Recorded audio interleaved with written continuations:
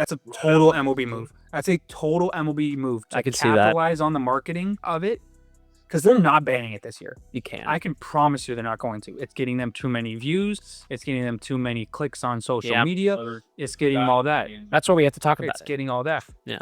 It's getting all that. Josh put a torpedo bat picture. They will use that for the entire year and then ban it. Okay. Especially if nobody gives a about the torpedo bat come August.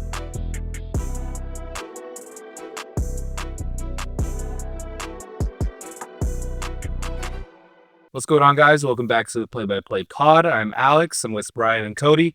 Let's get into this week's episode. So obviously, I know you guys weren't here last week. I haven't been here. I mean, we've been shorthanded for the last 5 weeks.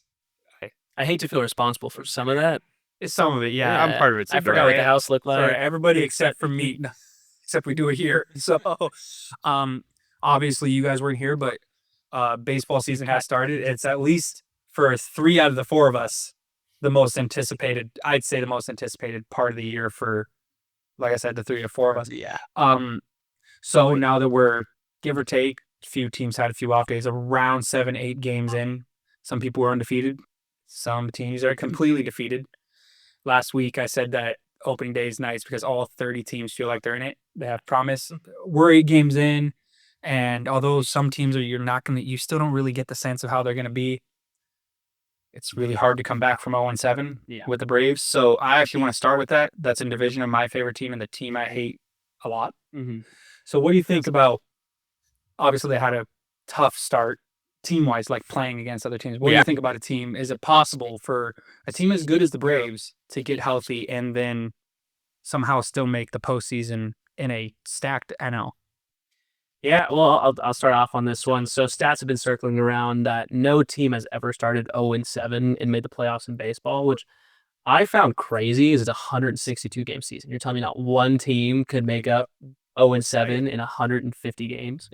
That being said, they're off to a slow start, but they did face the 2 undefeated teams. They're facing 2 of the better teams in the league, and they're still short their MVP center fielder. They're still short one of their aces, right? They don't have everybody there. They just lost Jerks and Profar. Their starting catcher's been hurt. These sound like a bunch of excuses, but it's tough to start off a season when you're facing other teams who are going to be in the playoffs, who are at, full strength, and you're just not there yet. Now, I'm not going to say I'm concerned about the Braves. When they won the World Series a few years ago, they had a losing record, I think, halfway through. If it wasn't a losing record, they were around 500, completely out of playoffs, and you have a manager there who's been able to get you over the hump. Right, he's been there before. He's taken a team that's underperforming and brought them to the finish line. But right now, the games just haven't looked good. They're not even competing. No hits with runners in scoring position, no runs, shut out 3 times in 7 games. That is concerning. If I was a Braves fan, I'd be concerned. From the outside, though, I think with their manager, Ryan Sickler, I think they're fine. I think they'll be okay. They'll get players back. Acuna's been getting ready. Strider's thrown in minor league games. They're going to be here. It's just, a rough start. But it has been a while for you, obviously, being here.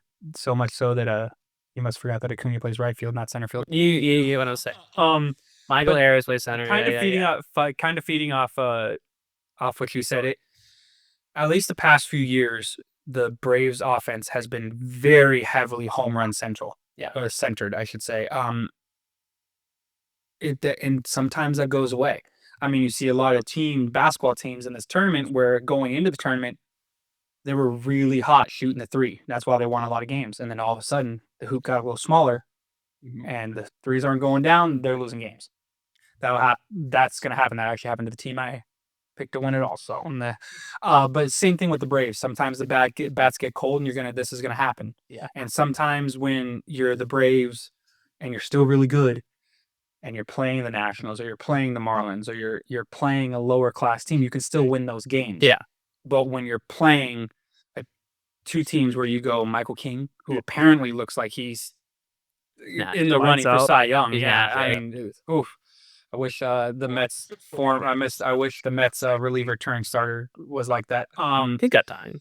Whatever. And then you have an unbelievable offense, obviously, with the Padres, too, could keep up scoring with anybody. And then you go to the Dodgers, and you face Snell, who didn't have a very good start. Yeah. Sasaki and Yamamoto. no, Yamamoto pitched a Dustin six. May. right. Dustin May and Glassnow. Yeah.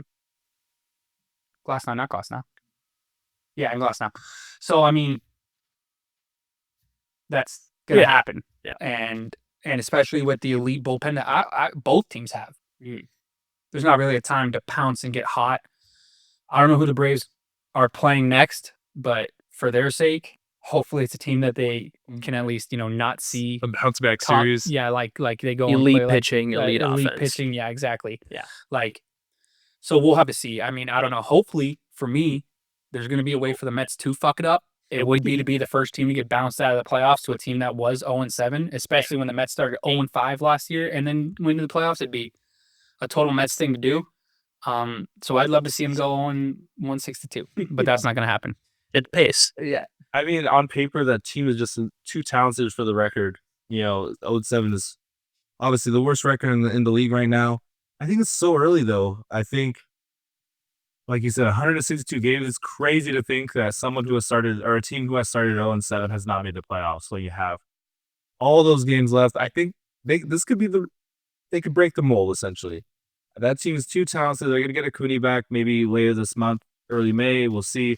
And then obviously, if Spencer Strider is back and healthy and feeling you, then that's going to be obviously a good addition back. But I can see them maybe making history, I guess, and being the first 0-7 team to make playoffs. So we'll see. It's really interesting because I can think of a handful of teams off the top of my mind that have done it since like 2010, where at the beginning of August, they're down in their division or down the wild card by like 7-8 games. And then they make the playoffs. It's very hard to believe that 7-8 games, even if they're in division with a team like, not the team like the Dodgers, but a team that was 7-0, they'd obviously have that 7-game gap. Yeah. That even when you're looking in mid-July, that 7-game gap is feasible. Yeah. You're like, oh, we're still there. We could still do it if we just string some wins together. I think what's kind of going on is I think it's a mental thing. Well, it's a mental, but I think it's a misleading stat because in baseball, it's so much of it. Any team can win any day. Realistically, how many teams actually start 0-7? And I think that's what's going on here. Is it's like, okay, it rarely happens, but maybe the 10 you're gonna 20 run times into it one, does, right? It has happened, and when those times it has happened, nobody's been able to recover from it. Yeah. So I think that might be the issue here. It's just a misleading stat, but still, you see that no team that started 0-7 and made playoffs, that is kind of like daunting. So now you're having that mindset: can we get over this hump? They're definitely the best team to ever start 0-7. Yeah, I would say that. I would put money on with that. how much talent that team has, they're I would have definitely. it, yeah. I mean, they have to be. There's no way. And this out there, put a little lip up, we play the Miles next series. Oh, see, and Sandy just pitched against the Mets, so Don't worry. there you go. Yeah. We're good. Might be a good comeback series. Get Sweep some them, and momentum. now they're 2 games behind the Phillies. After the I Phillies could get see them swept by- not sweeping them, but it's a perfect bounce back opportunity. They also coming off a day off, right? So they're gonna be able to recover, get through this. I think it is a good bounce back. Yeah, it's not like they're going and playing the Phillies or Mets next. Well, I mean, Mets can't hit. So any other topics? Baseball. Last week we brought up the fact that the Pirates are kind of exactly what they thought what they were. They're gonna get a quality start once every 5 days and figure out how to mess it up. Yeah, that's happened. They held on to All it right. the second time. They did Second the time second it time worked. they Yeah, held you're on to right. it. You're Got a right. short period. Yeah. And I did think going into the third or the fourth, Skeens hadn't punched a guy out yet. I was like, he's kind of falling off. He hadn't given up a ball hit harder than like 60 miles an hour, but he hadn't struck a guy out yet. I was like, maybe? Like, no. But so they're exactly what we thought they'd be. We also talked about this. Obviously, he's now gotten hit. But we did bring up Rafi Devers when we talked last time. I'm interested to see your guys' take on this. Obviously, it's really nice to see a team, high market team like the Red Sox, invest in their team. Yeah. They did just sign Christian Campbell to extension. good extension. So I'm interested. Do you think there was something else going on at the beginning of the season that threw Rafi Devers off because he's an elite hitter, or was it just an ice cold start to the season? Could be an ice cold start. He's going to get over it. He's going to hit his 30 home runs. If he doesn't hit 30 home runs, he's going to hit 29, right? And I think what's going on is he might have been told, hey, you're going to DH this year, right? He might have been given a heads up. He might DH more. I don't think that's the issue. Like what he was told, like you just have to expect it if you're Devers, especially if you see your team sign a third baseman. And then I know there was all this backlash. Oh, what position are you going to play? And Devers is saying, I play third base. Yeah, that's what I would say too. I play third base. That's what I've done my entire life. So I don't think that's the issue. I just think it's like if you play a new position, right? If you do something different, it's going to be a struggle at first. And even though he's just sitting on the bench trying to hit, he's playing a new position. You got to get used to that. It's different. Your head's not in it the same way at DH. I saw a stat the other day when they were talking about Devers struggles, and one of the most prominent DHs in our game right now is Yordan Alvarez. Well, Yordan Alvarez, when he DHs, is a 284 hitter with 500 slugging. Let's say it's around there, but he's a 284 hitter. Mm-hmm. When he plays left field, he's hitting 324. It's the rhythm of the game. Keeps you engaged in the game, right? Yeah. Now, obviously, it doesn't happen for everybody. You have your David Ortizes, you have your Shoheis who are able to stay engaged the entire time, but it's hard, especially. The joke is every guy has ADHD, right? So if you take some 26-year-old and sit on the bench for 40 minutes and then come up and try to hit this 98-mile-an-hour fastball, good luck. Right? It's going to take him a while to be adjusted. He's a professional hitter. And I also think it's like David Ortiz was a career DH hitter. Yeah. Shohei Ohtani has pretty much been a career DH guy. So I think that, David Ortiz obviously would play first base sometimes, but I think it's obviously Giancarlo Stanton talked about it, where he said he struggled big time when he had to move to DH for the Yankees. And he did. Yeah. And I think it's just like, you're right, there's only a few people that could do it. The only person I could think that's prominent and had a quick move over to it, and he still plays somewhat of the outfield, I guess, is Schwarber. Yeah. But Schwarber's also a little bit of a different hitter. Schwarber's going to hit like 230. Yeah. Schwarber's also playing left field. He's not having to deal with the hot corner. They're just throwing him out there. Hey, catch a fly ball and hit you and hit your cutoff guy, right? And then go and hit us 35 minimal home amount runs. of defense. Yeah. To be fair, Rafi was playing the minimal amount of third base. There's some Rafi highlights out there. I'm gonna throw some flowers. Everybody has highlights. There's definitely some errors. But Everybody there's has some highlights. Rafi highlights out there that you'd be very shocked that But you'd rather have Bregman playing there, coming off the Gold Glove. I think so. Me personally, if I were running the Red Sox, and this could be a terrible decision, I would try to keep Devers at third. Bregman came up as a middle infielder. I would try to find some way to make that happen. Now I know Bregman's older, so shortstop's a little bit tougher. But you're starting Trevor Story at shortstop, who's a little bit older. Story's played second base. Bregman can. But didn't you just sign your second baseman Campbell? So here's the thing with he Christian plays Campbell. everywhere. They're teaching Campbell how to play left field. Yeah. And so it feels like they were preparing him to play outfield so that they can keep Devers in the infield. Now, it hasn't happened yet, but that's what I would do What are you personally. going to do with Duran then? Jared Duran plays outfield. Keep him in center field. He doesn't play center right now. Who's playing center right now? Don't drop this I'm on just me, dude. I saying. have no fucking idea. Campbell's playing in the Someone to outfield. They're say. teaching him how to play Oh, outfield. Rafael does. Is it Rafael? Rafaela or whatever. Yeah, if you're a Red Sox fan, sorry. He should have an easier name to pronounce. But he plays center. But they're rotating him, they're rotating Hamilton, and they're rotating Christian Campbell. They have a few guys that are rotating infield and outfield. Those are your utility guys. You paid Bregman. You paid Devers. You've paid Story. Those guys should be in solid positions where you paid them to play. And that's my opinion. Now, the problem is, yes, I guess technically you paid Bregman to play third base. But I feel like there had to have been some sort of discourse, right? Bregman has to come here. Hey, you want me on this team? You already have a third baseman. What's your plans for me? I find it hard to believe they were like, don't worry, you're our third baseman. Devers says he'll play outfield for sure. Devers says he'll go play first base. Oh, Devers in the outfield would be sick. I should say it. That feels weird to me, especially when you just gave Devers a huge contract. So if I were the Red Sox, that's what I do. I also sit, I teach high school math. So what do I know? Teach one of them how to sit behind home plate. That's what you need. That's there. impossible. That's what you need. That's impossible. Oh, Devers at catcher is crazy. Oh, I said one of them. One of them, yeah. I think Especially Bregman can do it. Bregman's got the athletic catcher. He's build. also like 33. That's the But you know what? If Bregman was in high school and I needed him I didn't need a third baseman, he's a perfect high school catcher build. Oh, yes, he is. Yes, he is. He Big high school definitely is. catcher build. 100%. All right. So another thing I wanted to bring up, just as we're talking about headlines in general, we did have another big extension of a young player. Yeah. a lot of people would say this was good for both parties, I guess. Although you could argue that he could have waited out his contract and gotten a significant larger sum of money. Jackson Merrill Oh, okay. got There's re-signed. 3 of them, so I was trying to Yeah, but remember. this is like, I feel like this is the biggest this one. this is the biggest one. Yeah.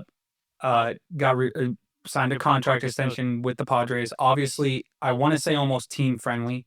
It is definitely obviously player friendly too because he's a young player. Yeah. And like I was talking to my dad about, this just gives him reassurance. Yeah. You know, you're talking about a guy so young, obviously elite. I don't know if I'm going out on much of a limb here saying that he's the best center fielder in the MLB. Because I don't know, it's a toss up between him and J-Rod. Because J-Rod, like, there's not that many good center fielders. All the good center they're fielders lucky have Aaron moved to, Judge is playing right field. yeah, They're very but, lucky. like, and then like because all the good center fielders Mike have Trout moved moved to to the right out, field. Mike have Trout been moved to moved right to field. other positions. Now I'm trying to think. That's what I'm Dodgers. saying. I hate Dodgers center fielders. Yeah, you talking about Jackson Merrill. I'll think about center Yeah, fielders that exactly. are That's better what I'm than- saying. I And don't know if I can. so, but he's definitely, even if you're gonna think of a few, he's definitely top 5 because he's really good. Oh, the top 3. Say that. Yeah, I think so. And so you're talking about a guy top 3 that's could have made a significant amount more money if he continued this. Now, if he goes out and hits 220 next year, Yeah. it's a little bit of it. So I'm curious to get your guys' take. Obviously, it's in your division. Mhm. Elite center fielder that you're going to have to deal with for the next 10 years, guaranteed. Yeah. He's got a great lefty swing. So as somebody who's been, I have to watch Jackson Merrill till he's in the same division. He's so good. Yeah. He's so, and then it's crazy to be like, oh my God, he's like 21, 22. He's like almost the same age as my youngest brother. That's insane to me. Right? He's so Makes me feel good. old. He's so young. And when he first signed the contract, I was like, oh my God, why'd he do that? It's a terrible contract. It's like a 9-year contract. 9-year, 135. And then I started thinking, 9-year, 135. Oh my, that's horrible. He's not the annual salary is terrible. He's so much better than that. He's gonna be like 30 when the contract ends. If you look at the contracts that 30-year-olds got this year, he's gonna get a huge pay raise. Let alone in 9 Yeah, years. in 9 years. Hey, he's going to get 10 years, $450 million. And what he's done is he did get that reassurance. He gave that comfort. The first player that comes to my mind is somebody like Cody Bellinger, who at 21, he's a rookie of the year. 23, he's winning MVP. Separates his shoulder before his rookie contract ends, and now he can't find a multi-year contract. He's struggling to get signed. He has no reinsurance. He has no something to fall back on. Jackson Merrill doesn't have to worry about that. He's got good. stability. If something happens this year, who cares? You got 8 more years, and the Padres will be there for you. You don't have to worry. You don't have to worry about that inevitable stress. Oh my God, my contract ends next year. He's got time if God forbid something happens. So win-win for both sides. Padres are going to save so much money on him during those age 26, 27, 28 years. Jackson Merrill is going to make so much more money than he would have during these first years, the 21, 22, 23 years. So I think it's a win-win. I think it's great for the Padres that they're doing this. They've spent a lot of money, but a lot of the money they've spent have been on free agents. Now they're spending less. It's technically less money than what they've been doing, but still maintaining an all-star caliber in the future, potentially MVP caliber player. It's an investment. It is. It's the fact that people would look and say, "Oh, a 21-year-old's making that much money in the MLB. That's ridiculous." And then in 5 years, you're gonna be like, "Holy shit, Jackson Merrill was getting paid like 15 mil." Yeah, we joke around about it. It's the Atlanta Braves model. Like they did that. Yeah, because the first person that came to mind for me that accepted the contract is Acuna. Yeah, Acuna and like Ozzie Albies did they're it. not getting You get that paid a discount whole deal. lot. Austin Riley did it. Yeah, they're not getting paid. Strider did it, I think. They're not getting paid a whole lot, and then now you can keep now your you core can around keep your for a little guy, bit and longer. the Braves are really fucking Keep good. the And it core pisses and the me off. Braves have money, or and they the have money team to has spend. money to spend over the next 5 years. They were able to bring in Dansby Swanson, or they traded for him, I guess. But like you're able to bring in guys, right? It gives you that opportunity. So like contracts are going to end, right? Machado's contract going to eventually. I think Darvish is still under contract for them, right? Those contracts are going to end. Paying Jackson Merrill, let's be honest, $30 million less than what he deserves in a few years is going to help him so much. Yeah, because what is he making annually? You said it was 6 years for 9 years, 9 years, 135. Math teacher, quick math. I don't know, 12. Let's go with 12. All right. Let's go. 12-ish. That's terrible math. Don't quote me on that. It's more like 13 or 14. You shouldn't have flexed. You shouldn't have. Sorry. You shouldn't I'm have not off flexed by that a you're a lot. math teacher. 15. 15. Equally. Even 15 Yeah. million a year for the next 9 years. That I'm kind of- sorry. Yeah, it's a great player deal for now, right? He has a stability. Yeah. It's a great team deal. You have him locked in for 9 years, and you have the money that you can go to improve the team over the next 9 years. Yeah. So I think it's a good for both sides. And I think this is something where he could play 7 years, and then if he plays still his caliber that he's been playing, the Padres might just sit down with him and be like, "All right, we want you to be a franchise Padre, and we'll extend Give you him right another now extension, instead of yeah. waiting." Yeah. Now, it'd probably be smart for him. He'd probably if he wants to stay in San Diego, that's fine to him. Do Yeah. it. That could San definitely Diego- be it, too. San Diego has turned the corner significantly, probably since they drafted or brought in Tatis from Chicago. When they traded for him, I'm going to say. Yeah. Tatis came up, I think, the same year they signed Machado, so I think those two together kind of started Yeah. it, right? You So signed they one kind of guy. turned the corner and they started to become, and I mean, you just need to, that's probably the most electric baseball stadium to watch a game in. Yeah. So fun.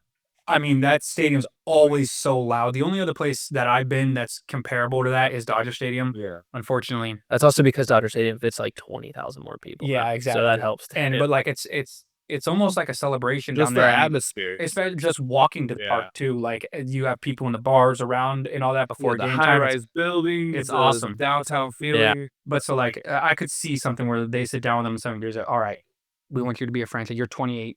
We'll give you 12 years. Sign him However, through he's 40. Yeah. however fucking much to make it like $40 million a year, and then all right, good deal. It's crazy. He'll to make talk more about money this. if he goes to free agency, but Yeah.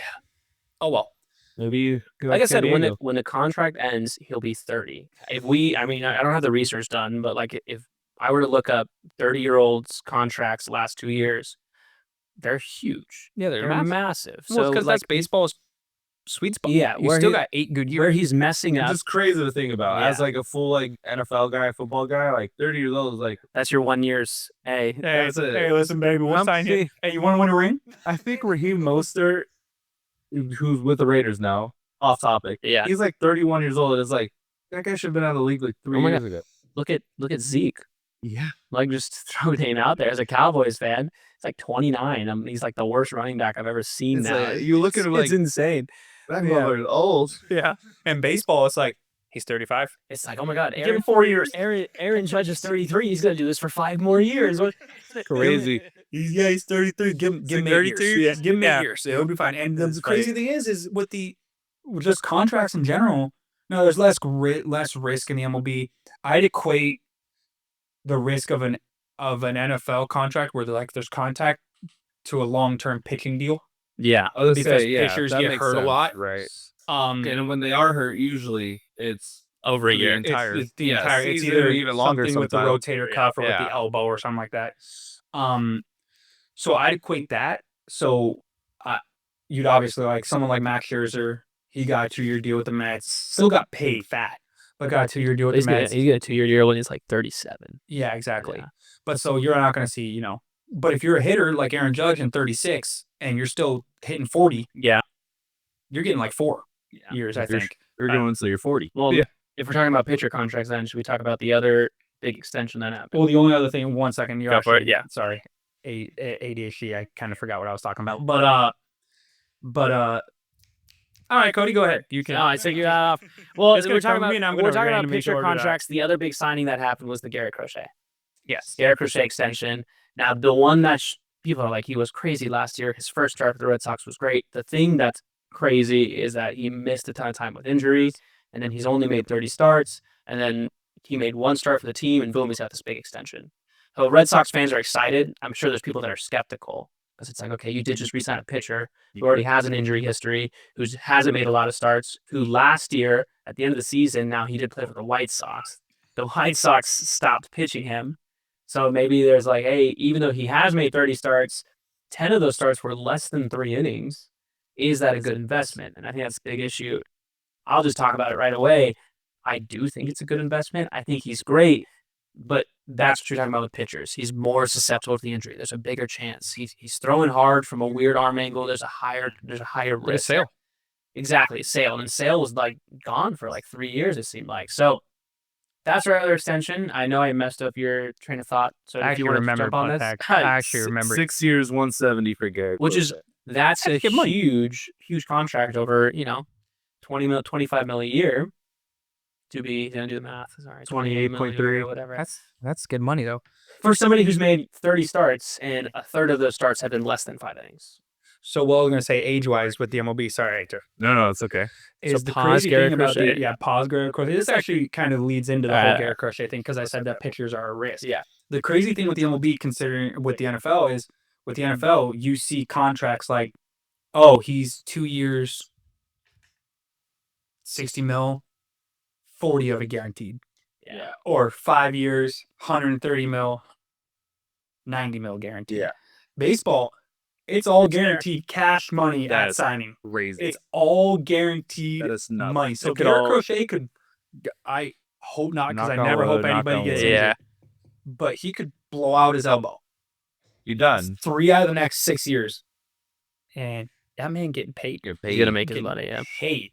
Like, so that's why, like, I wonder if we're gonna see at some point if elbows continue to pop for guys like at the rate that they kind of are, if we're gonna start seeing like an NFL type thing where a guy gets like 35 and they're like, no.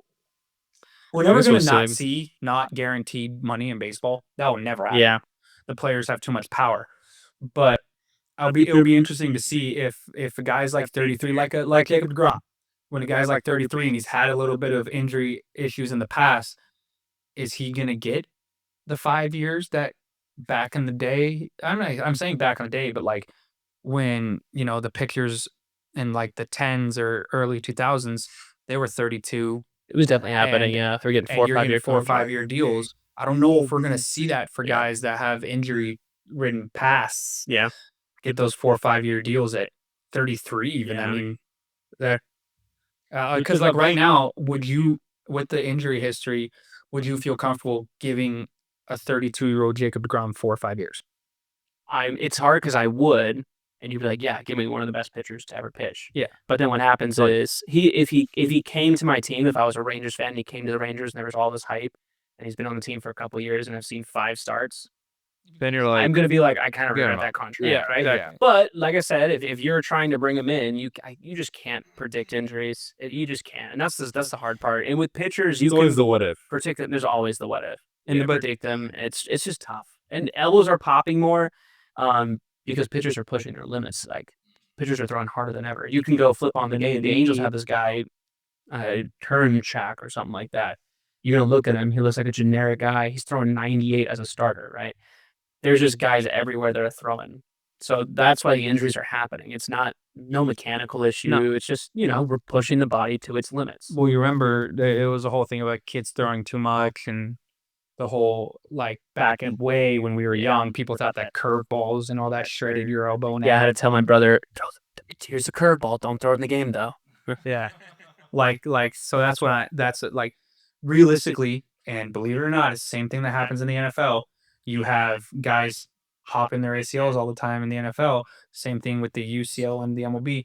There's only so much the body can take. Yeah. Christian McCaffrey is a prime example. I was just There's about to only say, I feel like the so- Achilles are a big one in the NFL There's right now. well, that too. There's only so much the human body can take where you're doing elite stuff. Christian McCaffrey's running 23 miles an hour and then stopping in On a dial. on a dime and turning. The body can do it 100 times, but at the 101st time, Yeah. the body's like, "Guy, dude, come on, man," and there it goes. Yeah. The same thing with pitching in the MLB.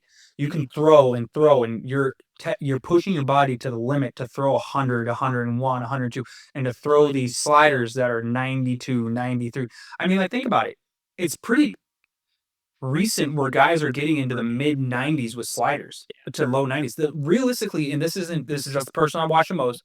Starting pitcher wise, the only person I can remember throwing mid 90s to low 90s slider was Jake Mhm. in like 2017. Yeah. Now you got like almost everybody Well, in the one one that staff. people are throwing 92 mile an hour splitters. Exactly. I think from a catcher I caught growing up, That's horrible. how are you doing? How are you catching that? How are you tracking? I've caught splitters that are like 82, and I'm like, oh, that's one of the hardest things I've ever had to catch. Yeah.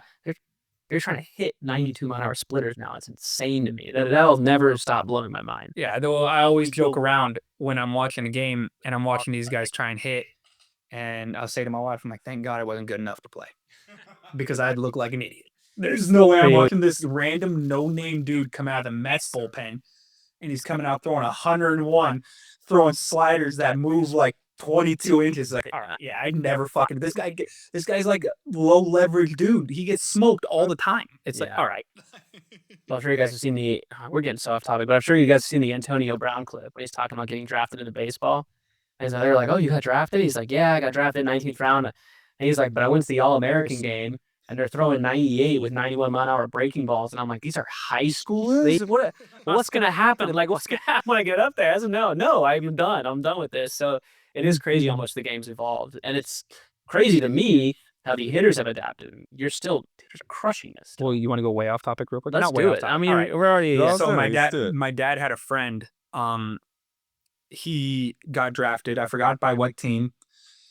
He made 7 starts in single A and gave up 3 earned runs. He was dominant. He had a sub-1 ERA, unbelievable. He went up to Double A, pitched 1 game, and then retired. Wow. He went up to Double A, threw 2 innings, gave up 9 earned runs, Jesus. and then said, I quit. And my dad and him had a phone call after. He was like, what? Like, you just moved up, dude. You'll figure it out. He goes, I will never have better stuff in my life. That's it. My breaking balls were breaking more. He was like, I was pumped with adrenaline. I was throwing 2 miles an hour harder. My breaking balls were moving more. My changeup was disgusting. He goes, and they just hit it. Yeah, we goes, take "This for is granted, Double I A." think. Yeah. He's like, and this is Double A. He goes, God forbid, like, I'm one of those guys where they're like, oh, we need a guy to pitch in Triple A, and then like, oh, we need a guy to, like sometimes, You're a in spot starter. like June, you'll get like some random guy from like Double A Yeah. that needs to come up to the big leagues on a double header or something like that. Yeah. He goes, now I got to throw against someone like that. He goes, I'm gonna be an idiot, and then they're just gonna cut me anyway, so I might as well just do it now.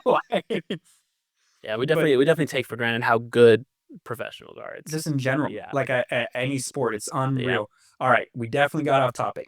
yeah, But we did start the conversation with contract extensions. Believe it or not, it was like 15 minutes ago. Yeah.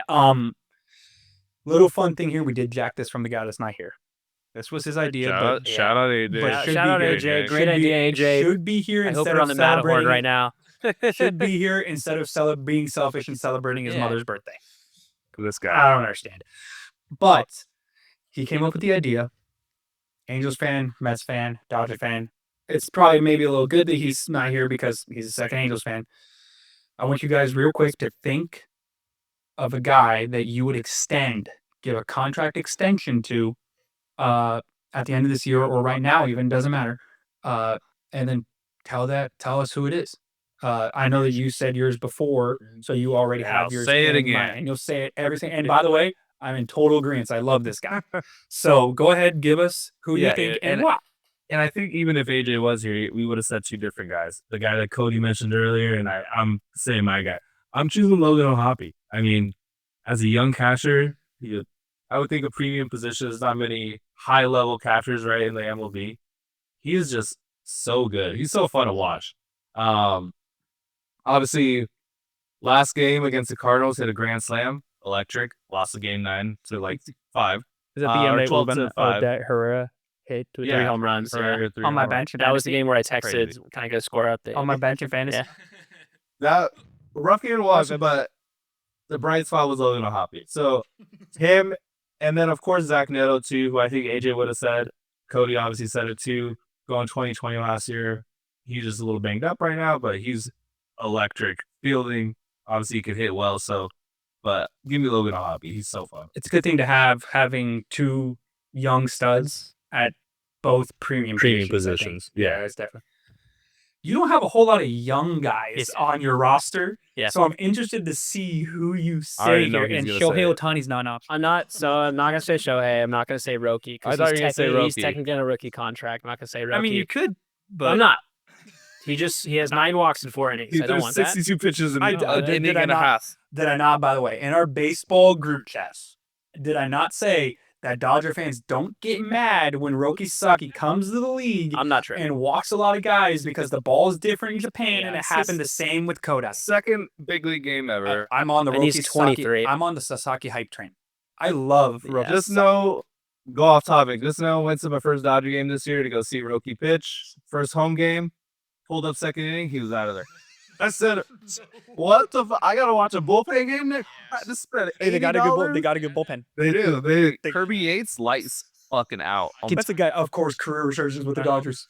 Why not? Got Dodgers signed somebody, guaranteed. That Estoy, sorry to keep cutting you off, but this does piss me off. Estoy Ruiz, he's about to somehow only play 50 games and still hit like 20 nukes and steal 30 bags. I don't know how it's gonna happen. Well, he's but gonna hit 300 in the playoffs with 10 stolen Exactly. bases. That's gonna happen. he's gonna hit like a He's gonna go-ahead be our home starting run. center fielders. We're He's tired of gonna- Andy Pius. he's gonna hit- He's gonna play center field. He's gonna be like mediocre all year, and then like in the game 5, probably inevitably again, game 5 in the NODS against the Padres again, probably he's gonna hit like some 3-run go-ahead home Yeah. run, I can't wait. and then it's just gonna happen. That's just how it Maybe- goes. Maybe he steals home and then that's Yeah. something. It's just how it goes. Who's your guy, Cody? Who's your guy? Yes, It's Estoy Ruiz. before it's not a Kirby Yates resurgence for the Dodgers. He had his resurgence last year. You're right. And then he's like, now I'm going to the Dodgers to Yeah, win a ring. you win a ring. That's the There issue you you go. have. Is he's ring chasing now.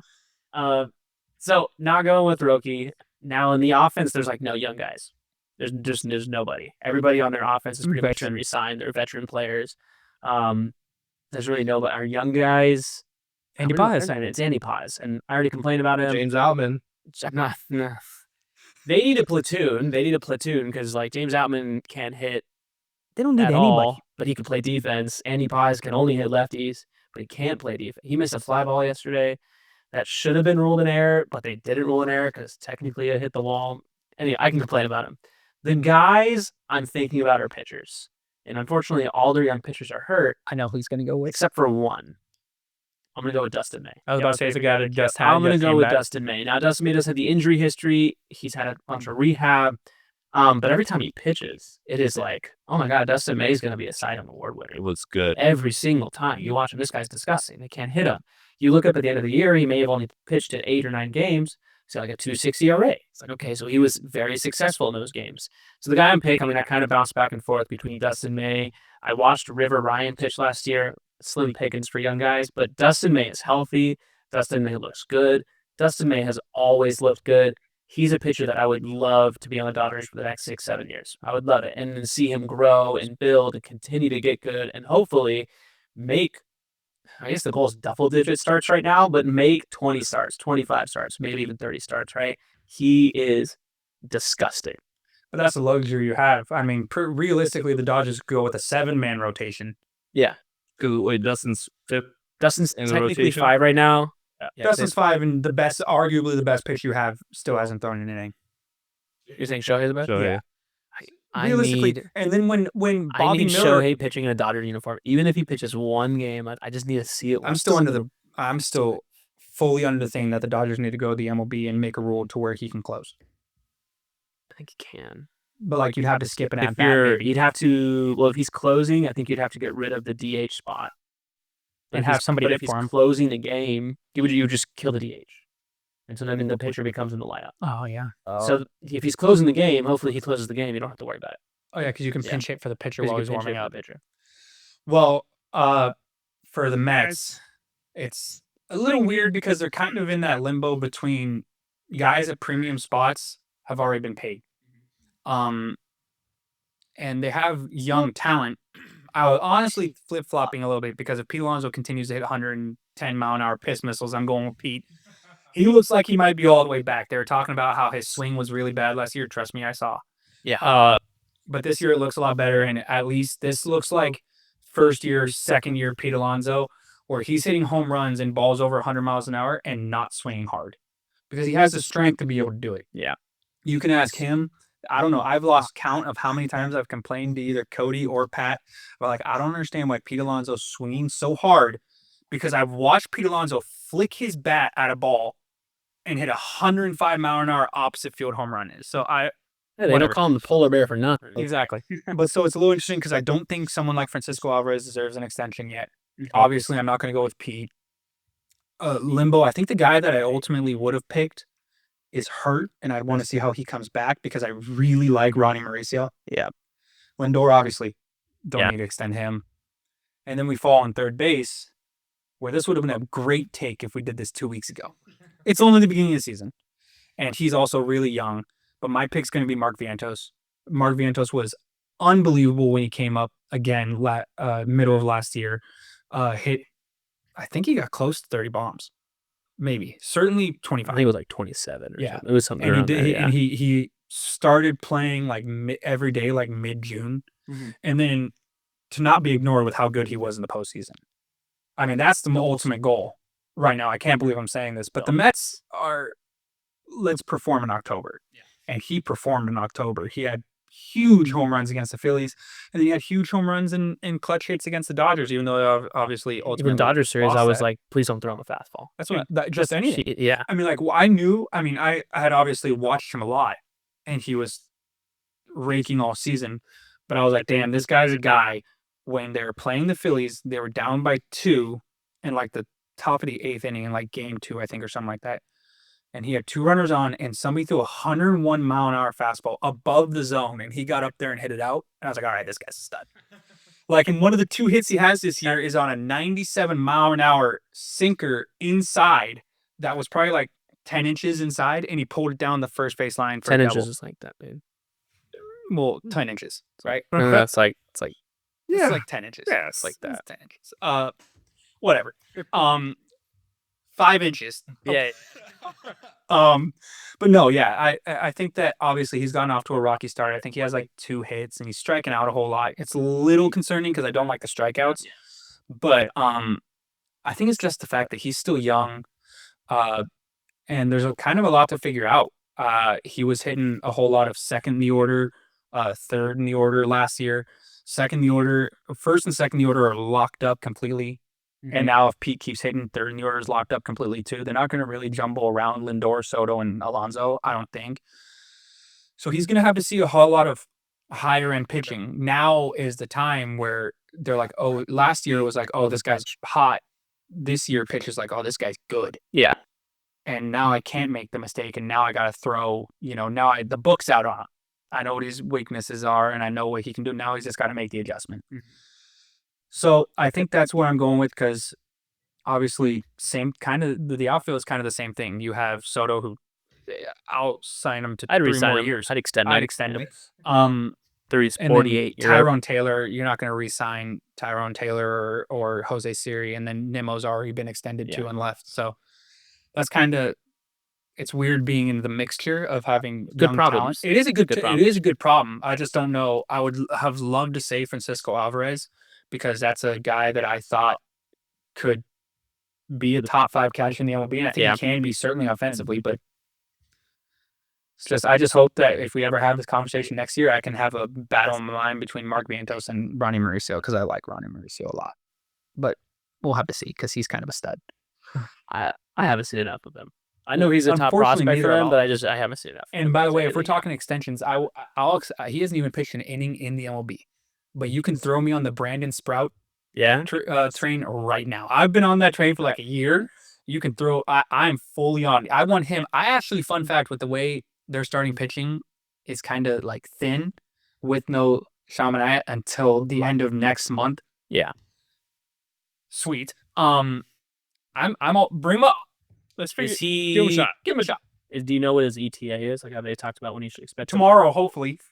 I'm just curious. I think it was like end of this year-ish, or maybe the beginning of next year. I'm not gonna lie to you. In my opinion, if you're going and racing for a playoff spot, I like bringing up, when the rosters expand, I like bringing up young hitters and young spark plug guys, and that, not the pitchers, for a few reasons. I think, first of all, Luis Angel Acuna gave the Mets a huge boost when the roster was expanded last year. And because he was electric, fast, could hit, and all that. Pitchers is a little weird because hitters can also affect defensively. Yeah. Like Luis Angel Acuna filled in when Lindor at shortstop and played really good shortstop when Lindor had his back injury. That's huge.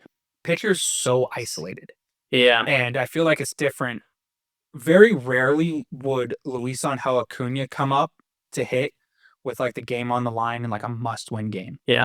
But like, like 3 days out, if you're going to be the guy pitching in a game that is like a big deal and you're like 22. Yeah. So like that could cap off the fact. in your But if you go out there and shove, you're a guy. Honestly, I'm kind of flipped on that. I mean, this is off topic again. I'm kind of flipped on that. I prefer bringing up my 21-year-old pitcher who we want to start next year to be that spark plug. But even if you're, but like, okay, well, you're going to be leading your division by 100 games. Well, the Tigers did it with Jackson Joe last year. Right? They're making a playoff push at the end. They need to win a bunch of games. Who comes up? Call up the 21-year-old throwing 100 miles an hour. He doesn't have to start. I just need one inning from him to shut the door. That's a spark plug to me. This young guy who hasn't been on the team comes in and shoves for an inning. That would get me. Well, yeah, but now he's starting this year, right? He is starting this year now. So you do run that risk of ruining him by calling him up early. And only to close. Only to close. Yeah. Yeah, that's what I'm saying. White Sox did it with Chris Sale. When Chris Sale first came up, they made him the closer. So it has potential of working. It does. I see where you're coming from. But also like the White Sox, I'm curious. Hopefully he's back to normal this year, full year removed from his injury. But like, how many of those guys had a really good closer like Diaz? Or how many of those teams had a really good closer like Diaz? The Tigers had a good bullpen last year. They had Jason Foley. They had Ty Holton, I think. They had a really good bullpen. But they didn't have like the lockdown guys. They just had a very well managed bullpen. Mm-hmm. So I think you're right in that case where it's like, yeah, the Mets don't need to. We have the Mets actually. I can't believe I'm saying this. The Mets actually have a good bullpen. Yeah. This year, so like it'd be really weird to find a place for him in a bullpen late in the year. And plus, for some reason, it worked out because he was really good in the playoffs. But for some reason, they like to move David Peterson into the bullpen in the playoffs. Yeah. So it'd be really interesting. I'd like to see him start. And like I said, I'd like to see him start right now. Yeah. Fuck it. Who cares? Not me. Your offense is so good. Or supposed to be so good. I don't think they've been good. I think they lost a couple games to the Marlins. They have not been good. Listen, they won last game strictly because of Pete Alonso, which I'm happy to say again. Fun fact, that's the first time Pete Alonso's hit 2 doubles in one game in his career. Wow. He's had in a career? This is like his 7th year. Well, not only that, he's had like, I don't know, 50 home run season or 40 home runs. He's had like at least 10 to 20 multi-home run games. That is crazy. I witnessed him have a multi-home run game because he's the because he's the Dodger. Too strong and too slow. It's either going over the fence or he's not fast enough to make it a second. There's no, he can't find the middle ground. Apparently he found it. He playing the Marlins in a massive outfield. Yeah. Took one of the biggest fields. And he's going to hit 2 doubles at Marlins Stadium and Coors Field. That's about it. That's it. But hey, 2 doubles. What are the games? Yeah. I mean, I sent him the thing. 4 exit velos over 100. He went 3 for 4 with 2 doubles and a home run, and his doubles were hit at 107 and 113 miles an hour. MLB The Show, his line out was 114 miles an hour. Crazy. And then his home run was 113 miles an hour. I was like, I literally texted all 4 screenshots. I literally texted all 4 screenshots, and I was like, we're so back. Yeah. It's wild. So back. It's wild. I'm going to start sending that photo to you every single time he hits a home run again. With the meat? With the meat. His rookie year, he drafted Pete Alonso in our fantasy. Oh, I was riding. I took him. He was hitting bombs left and right. I was the biggest Pete Alonso fan. I said he took him because that's the year he broke the record for most home runs as a rookie. He hit like 52. Dude. So I sent him 52 individual screenshots. I'm sitting every single time. The Dodgers are playing the Mets, and I'm sitting at Dodger Stadium right here to him at Dodger Stadium. Pete Alonso hits a ball out. I go down my phone. I'm sitting there like I can't even be mad at these guys. It got me 7 points there just now. All right. So we talked contract extensions. Yes. In the MLB, and then our imaginary ones. Yes. So besides the, all right, you know what? We contemplated talking about it before. I'm curious to get people's takes on it, our takes on it. I have my idea on it. Realistically, how much do you think this torpedo bat is going to affect the game of baseball? Yeah, do you want to take the jump on this? Yeah, I'll come at it from a casuals fan, viewpoint, I guess. So for me, I'm all for it. If it means more home runs in a game, which are obviously more exciting to watch as a casual viewer, then I'm for it. And it's not like it's only the Yankees doing it. Everyone's allowed to do it. Everyone can copy the formula and go off of that. So certain guys want to do it, then more power to them. If it creates more exciting plays, more exciting runs or home runs, I'm down for it. I'm totally down for it. Now, can it get to the level of cheating? Maybe, maybe not. I would lean towards no because it's out there. You can copy it. So is it kind of stinky on them? Maybe, but part of the game. Now it's part of the game. And obviously the first 7 games, that's all people have been talking about for field bats. That's all you see on X or Instagram are the memes and the jokes about it. So I'm down. It gets people talking about it. So as a casual, I'm cool with it. Do you mind if I go even though I brought Go it for up? All right. So for me, I'm actually a big fan of the torpedo bats as well. I can't remember the last time something came out that benefited hitters in the MLB. It's been a long time. I can think of one. And realistic. The power balance necklaces. Oh, you're right. The necklace. You're right. Yeah, Stability you had ones. amazing. You're right. No, you're right. My bad. So since the power bat, since the what were they? I Titanium think or something like whatever? that. Yeah. The thing with like the latch right here. Oh yeah. So since then, there really hasn't been anything that's benefited the hitters in the MLB. And I don't know what your belief is. I'm sure you and I might have the same belief. In my opinion, it's the hardest thing to do in any sport is just hit a baseball. I agree. And so I think that's something that benefits hitters will just help the game in general. I mean, look at the last time baseball murdered publicly. It's when dudes were shooting up. The roids. When dudes were shooting up. And Barry Bonds, Sammy Sosa, and Mark McGwire hitting 500-foot home runs. It was amazing to watch. And baseball blew up. Yeah, look at the viewership. That's what I'm saying. Yeah. And so I think what, jokes aside, and this is the only problem. Now, the internet's been elite with this torpedo bat stuff. I've laughed my ass off. But the problem is when you're trying to get new fans, you also don't want to get misinformation out towards fans. Yeah. And I think what the MLB should do is the MLB hates for baseball to grow. It seems like it looks like they want to do everything to make it so baseball just stays lackluster. So it wouldn't shock me if the MLB bans the torpedo bat. They hate baseball. The leaders of the MLB hate baseball, in my opinion.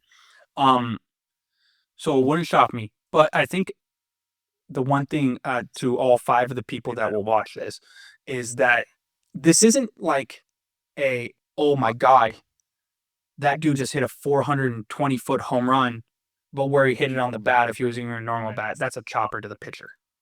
Like, that's not what we're talking about here. Yeah. We're talking about, oh, that dude hit a 430-foot home run. It might have been a 400-foot double. Or it might have been a 400-foot home run, depending on where you're playing. Right.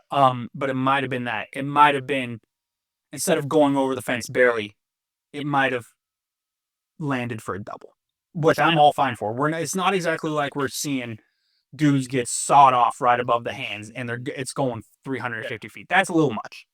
But I think that is the only thing that keeps it nice, is the fact that it's not for the internet's going to be the internet. But in real life baseball, this is not like something, like I said, where you're going to see, oh, this would have had an exit velo of 60 miles an hour, but he's because using of the the torpedo torpedo bat, bat, he hit yeah. 110. Yeah. Like, no, that's not how that works. It's not exactly like the barrel. Like I said, it's not exactly like the barrel's 5 inches from the hand. And at the end of the day, if you're a team, you want to put your players in the best position to, achieve success, right? So for Jazz Chisholm, if it's moving the meat of the bat 2 inches down the barrel, and clearly it's worked so far this year. So I'm all for it. And like I said, I brought this up earlier. Golf did it. golf did it to where irons were incredibly hard to hit. So golf companies started making irons that had bigger sweet spots. And now you have it to where if you use blades, they're the more classic sweet spot. You have to be a good striker of the ball. But now they have muscle cavity back, where like if you're using cavity back irons, you can hit that thing off the toe. Love my cavity back. I You don't can find hit the center of the face ever. You'll never know. Yeah, You'll you can hit that thing off the toe and it's still going to perform well. I don't understand why in baseball it's such a bad thing. It's the hardest thing to do in sports. So I just like it because it's not a huge drastic thing. But I also like it to where it looks like guys that rake aren't using it. Yeah. Where you could that's in my opinion where you can tell that it's not as big as an advantage. Because the guys that rake, like Aaron Judge, like Juan Soto, like Shohei Ohtani, Mookie Betts, they all use their normal bat. Yeah. Max Muncy. Well, Yeah, I want to get into that one too when I talk about it. Yeah. But they all use their normal bat. But I will also say that it's nice with people that might have been 12 home run guys a year, 12 to 15 home run guys. Jazz Chisholm might hit 20 to 25. Now, he's also going to get a full year at the short porch in right field. Yeah. At Yankee Stadium. That's huge. That helps. Just ask Anthony Volpe. Right. But I think that you're going to see some more of that. Some guys that had that warning track power, but now he's hitting the center of the bat a whole lot more. It might go. So I like that. I like more home runs. If we can have more people push 20 home runs, 25 home runs, that'd be sweet. I just think it's also not a coincidence that I left a few guys out. Bobby Witt, Gunnar Henderson, all these guys that just destroy baseballs aren't using it. But if everybody went to it, then I'd be a little like, well, maybe this is a little too much. Yeah, I can't wait for Gunnar Henderson to come back from the IL tomorrow and have a torpedo bat. Oh, you're right. Actually, boy, he didn't use it in spring. That's true. That's true. So I'll say my input. Brian, I'm very glad you mentioned the steroid era, and love this because I wore my legalized steroid shirt today. With I'll tell you what, I'll take it all day. If people want to do that to their body, and then let me watch for my benefit. But like I said, and this is the most casual point of someone that watches a serial amount of baseball. Yeah. Let the pitchers use sticky stuff. Let the hitters roid up. And let's just watch the most electric baseball you're going to see. Yeah. First base, we don't have to put nets up around the entire stadium. Everywhere. And then the first baseman and the third baseman would have to wear masks. Oh, yeah. Just let's just see 120 mile an hour line drives. The dudes in the outfield. You remember that photo? Oh, man, that the home run derby was in Minnesota, I think, and Giancarlo Stanton was in it. And he hit one home run. The guy went to catch it barehanded, and he took a photo. Of his hand after. Had like the stitching in it. It's gonna have to be in the ticket contract that if you're in the outfield, you have to bring a glove. Yeah, that's what I'm looking for. I'm looking for building. I'm looking for like windows broken at Wrigley Field across the street. Yeah. Sorry to every go off home topic, run's over the monster. Sorry to go off topic, but I love the steroid era, and if they want to do that to themselves, hey, their body, their choice. All right, so let me finally talk about the torpedo. Sorry. So I have nothing wrong with it, and Red brought it up. You moved the sweet spot down 2 inches. So what happens if Jazz Chisholm, he's swinging a 33-inch bat, he's struggling, he's like, I'm going to swing a 31 and see what happens. No one's going to say anything. Yeah. Right? So now what you're doing is you're keeping the same feel of the bat while making it shorter. And so something I've been talking about is I feel like this might benefit the guys with the shorter swings, which is probably why we're not seeing the powerhouse hitters use it yet, right? We're seeing guys quince the ball. Anthony Volpe, Austin Wells is using it. Jazz is using it. Lindor's at a longer swing. I know he's tested around with it. We're seeing guys with shorter swings maybe use this because they can't generate as much power because they're not as long as these other guys. So I have nothing wrong with it. I swear if this gets banned, I'm going to be very upset at Rob Manfred. I see zero reason this should be banned. What the issue now is with MLB trying to make it so fans don't enjoy it. I don't think MLB's messed up. I think the response by some of the pitchers is what's kind of hurting it. right? So the closer for the Brewers when Trevor McGill, That's my goat's The brother. legend. Trevor McGill, Tyler McGill is the pitcher Mets for the Mets. It's legend. his brother. Trevor McGill comes out and says, "Hey, it's dumb. I think it's Bush League. No one's going to stop them because it's the Yankees. Whatever, it's legal." He comes out and just bashes the torpedo bat. Why did he bash the torpedo bat? Because the Brewers gave up 30 runs in 3 games. That's not the torpedo bat. Aaron Judge had like 8 RBIs in those 3 games, right? Aaron Judge had 3 home run games. He's not using the torpedo bat, right? Oh, sorry, you gave up a 320-foot home run to Anthony Volpe. That's not the issue. There was 29 other runs that were scored. So the big issue right now, I think, has been the response of some of the MLB. Now, all that's going to kind of be pushed away when more players start using it. We've already seen talks of other teams ordering it. That doesn't necessarily mean they're going to use it, but they're ordering it. They want to try it out. Yeah. And so Red brought it up. Max Muncy, one of the premier power hitters in our league.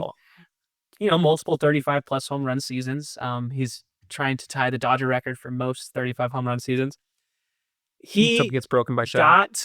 He got the torpedo bat. He tried it in BP. He liked the way it felt. He's been hitting under $150 all year. Cannot hit. Cannot hit his first 3 at bats. Then the Dodgers need a big hit. Instead of sticking with the brand new bat, just have to meet Old Faithful and pisses on a double in the gap and ties up the game.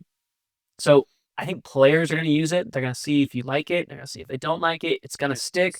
If this bat gets banned, I will be so upset. I will be very upset. It's not like they're using a cricket bat. Exactly. You're fitting all the requirements. You're using a round bat with a handle.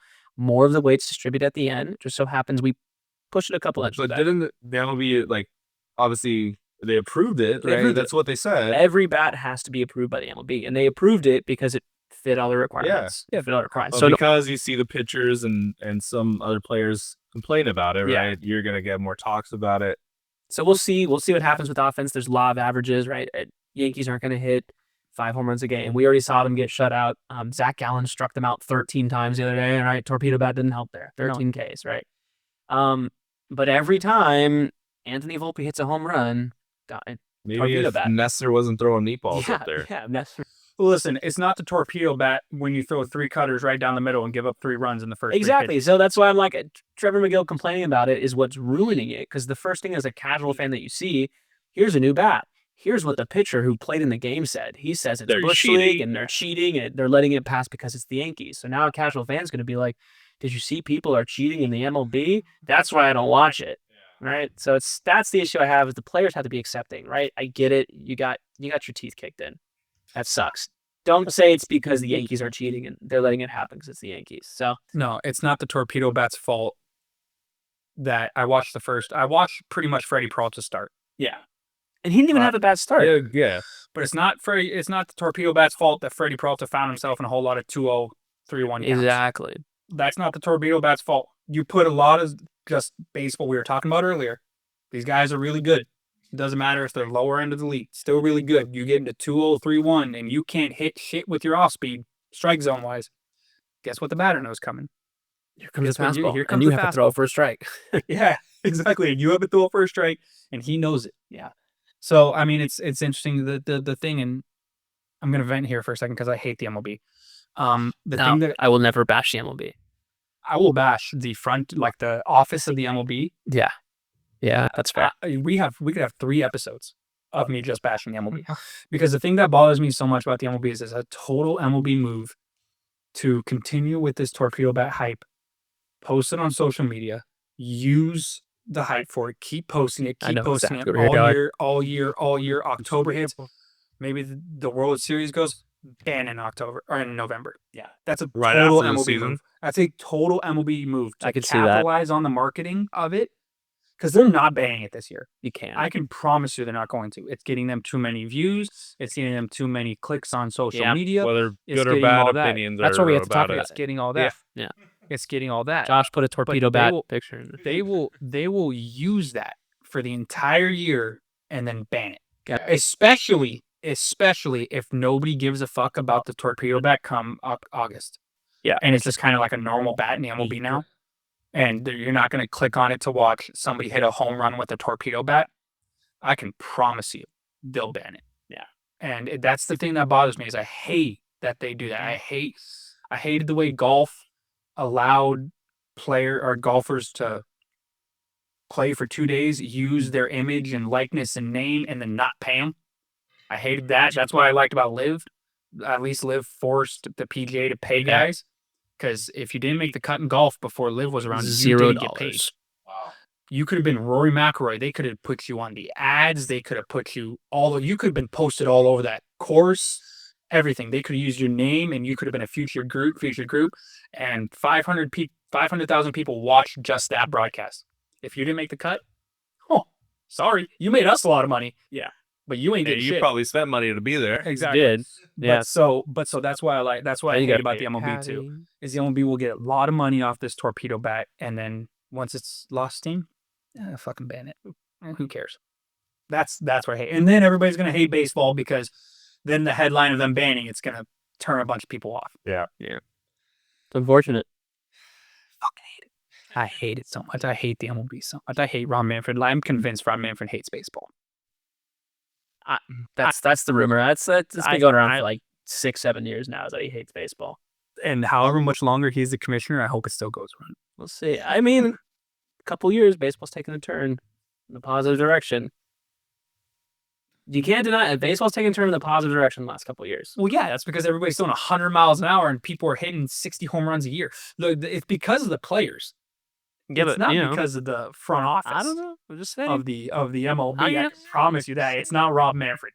Don't you dare. Everybody said Bud Selig saved baseball, and we know that was steroid era. So Bud Selig let the steroids happen. Well, yeah, okay, yeah, he saved baseball because he was like, yeah, shoot yourself up. I don't know. We'll see. We'll see. Rob Manfred needs to do that too. Manfred has done a lot. He's done a lot wrong, and I'll never forgive him for 2017. Oh, whatever. Yeah, you can't get over it. You can't get over it now. My bad. I'll never forgive him for 2017. You were like, who am I going to extend? Oh, sorry, perennial all-star behind the plate, perennial all-star at first base, perennial all-star at second base. Not yet. Perennial all-star. all-star. He's still in AAA. Whatever. Perennial all-star at shortstop. Now because he used to play right field. Guy's going to set a franchise record. He hit so many home runs. Base. So many home runs. Career Conforto playing left field now. Oh my god! Conforto was one of my new favorite players. I swear he was a Giant last year. I was like, whatever. Conforto's lefty. Oh my! Have you ever seen Conforto play baseball? I know Mets legend, right? A couple All-Stars with the Mets. Second MVP voting. He looks so good in Dodger Shut up. blue. Oh my god, I'm so happy. Shut up. I'm actually not even mad that he's not on the Mets. I just hate the fact that he's a dog. He's doing good. See, he hit a bomb. I called him before the season. Maxim Conforto career resurgence. He actually wasn't that bad last year. He wasn't, but he played in San Francisco, and no lefties can, unless you're Barry Bonds. No lefties can play in San Francisco. By the way, you're shooting up with steroids. Yeah. But then talk about career resurgence. Center fielder, career resurgence. All of a sudden, I guess he's platoon, but all of a sudden, Tommy Edman knows how to hit a baseball again. Oh, Tommy Tanks. Tanks, dude. And then your DH, 4 home runs. And then your DH, and then your DH is the greatest of all time. Like, oh, my bad. You forgot one person. I don't give a fuck who I forgot. Teoscar Hernandez, 30-plus home runs, 100 RBI. Oh, career resurgence too, because he couldn't hit the ball for the Mariners.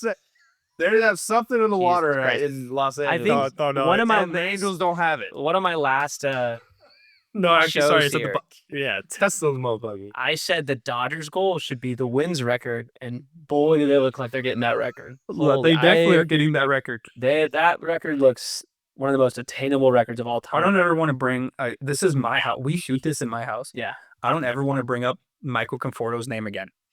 He's really good. I just didn't know if you've seen how good he is. He's so good. He's hitting the ball everywhere. He's hitting doubles. He hit a bomb for the first time. He's a little slow. Was a bomb against a lefty? A little slow. No, I think he probably doesn't do that against lefties. His bomb was against a righty. He hits better against lefties? Dead center field. He came up here like this. Have you like have you not played MLB The Show where his stats are better? I have not been able to play a lot of MLB The Show. You remember? You'll see. Told this story once like you have your 4 times. second kid, he'll understand. I've told this story like 4 times, where we were at. I was with you, and we were at Dodger Stadium, and he brought in a lefty to face Conforto. That's a bad idea. Conforto hits lefties better. It's lefties better. Second pitch, Hank. Yeah, I know, but he's a Dodger now, so I love him. You know what I am happy about, honestly, is before before we did this, you were talking about how you weren't going to show up because it was only going to be Mets and Dodgers glazing. I am happy that we're go towards the end of this, And there has I been did say Mike Glaze. Minimal and there has been glaze. slight knob slobbing of the Mets. Minimal glaze. Just there's a moment there you brought up Jacob deGrom a little too much, but that's my goal. I get it. To be fair, he's also my And he's not on the Mets favorite anymore. player. So it's You also was weird. You told me he was like the best hitter the Mets ever had too. I was like, all right, come on, man. Oh, I DeGrom's mean, good. Well, I'll glaze right now.